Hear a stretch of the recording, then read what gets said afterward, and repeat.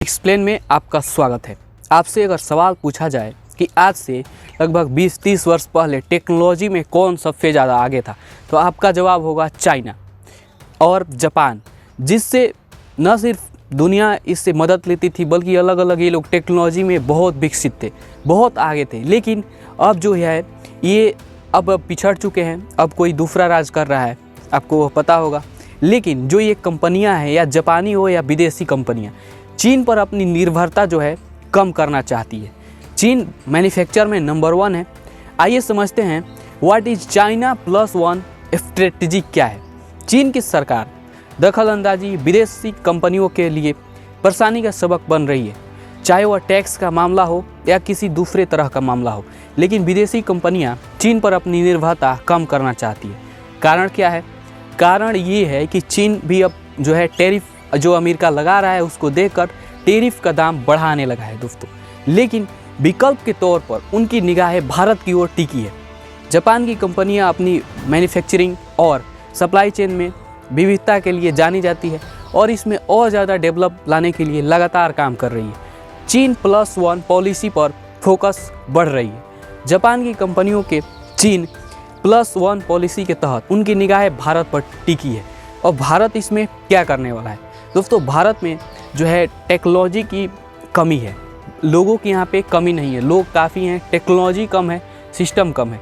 जापानी कंपनियों की चीन +1 रणनीति के तहत भारत पर एक अलग नज़र टिकी है। दोस्तों, कोविड-19 महामारी के बाद जापानी कंपनियां भारत को अपने एक आधार के रूप में देख रही है। और क्यों न देखे, जापान आज से 20-30 वर्ष पहले नंबर 1 टेक्नोलॉजी में हुआ करता था।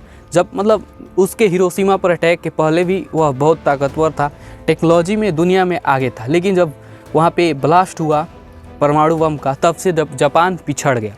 चीन +1 रणनीति अपना रही है वित्तीय परामर्श कंपनियाँ।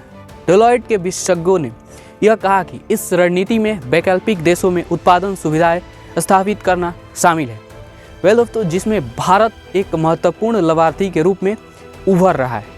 और भारत न सिर्फ इसमें उभर रहा है बल्कि भारत अब टेक्नोलॉजी, जो खुद की टेक्नोलॉजी है, वह विकसित करने का प्रयास कर रहा है। जैसे कुछ दिन पहले एंड्रॉयड को टक्कर देने के लिए भार OS लॉन्च किया गया था, लेकिन ज़्यादा सफल नहीं हो सका था। उसमें और ज़्यादा जो रिसर्च है उसको और ज़्यादा बढ़ाने की आवश्यकता थी, उस पर काम करने की, लेकिन काम हुआ नहीं।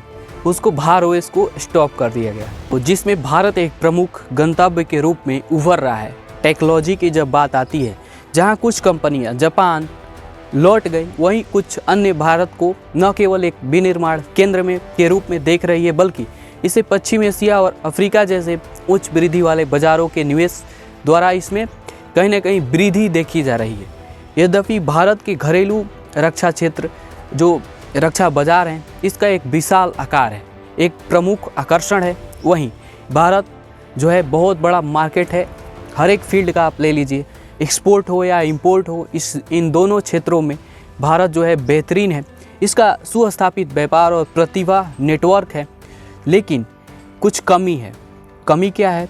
कमी है यहाँ पे जो यहाँ के जो कर्मी हैं, जो लोग काम करते हैं, उनमें क्वालिटी की कमी है। जापानी व्यवसायों को जब भी इस क्षमता का पूरी तरीके से दोहन करना बाकी है, हम भारत को न केवल एक बाजार के रूप में देखते हैं बल्कि एक महत्वपूर्ण आपूर्ति श्रृंखला के केंद्र में भी देखते हैं, जो क्षेत्रीय और वैश्विक सफलता को आगे बढ़ा सकता है। जापान सरकार ने कंपनियों को घरेलू स्तर पर उतारने के लिए कई दक्षिण पूर्व एशियाई देशों में अपना उत्पादन शुरू किया और उत्पादन अभी कर ही रहा है। जापान एक ऐसा देश है जहाँ पे टेक्नोलॉजी अभी भी दूसरे देशों से बेहतर है। भले उनके पास क्वांटिटी नहीं है, लेकिन क्वालिटी दूसरे देशों से बेहतर है।